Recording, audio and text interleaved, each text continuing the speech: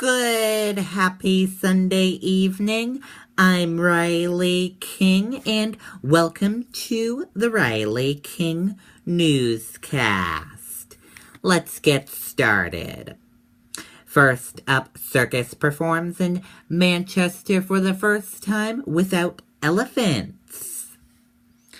The Ringling Brothers and Barnum and Bailey Circus performed in Manchester this week for the first time since it pulled elephants from its show.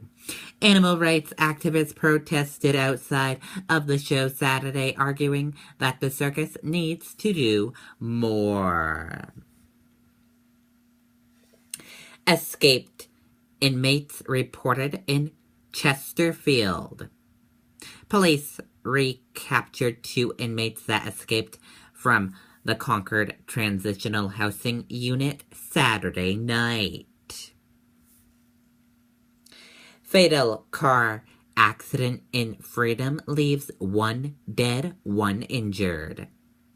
The Carroll County Sheriff's Office responded to a fatal crash that has left 1,500 residents without power.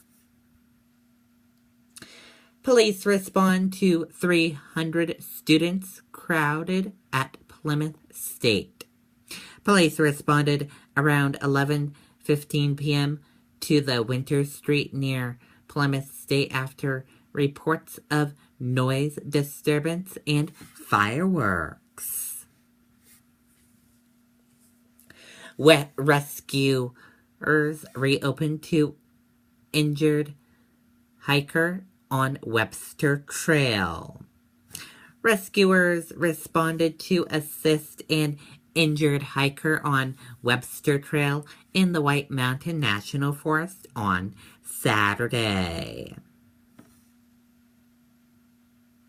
Manchester police investigate crash on Beach Street in Auburn. Manchester police are investigating a crash that happened at the intersection of Beach and Auburn streets that shut down Beach Street on Saturday night. State police investigate fatal overnight crash on I-93 in Windham. Breaking news on Sunday morning as a Windham fire investigator and state police are investigating a serious crash that leaves 1 dead and 2 injured. U.S. Navy combat ship after largest city. Senator Jeanne Shaheen, Democrat, New Hampshire, broke a bottle of champagne over the bow of a ship Saturday, all in the name of the Queen City. Former Portsmouth fire chief charged with arson. The fire chief of Old Orchard Beach has been arrested and charged with arson in connection with April brush fire that burned 42 acres. Dr. Mark Orknett honored by state tourism industry. The New Hampshire Travel Council gave its highest honor to a retired college professor of tourism management this past week. Laconia police searching for driver in hit-and-run crash.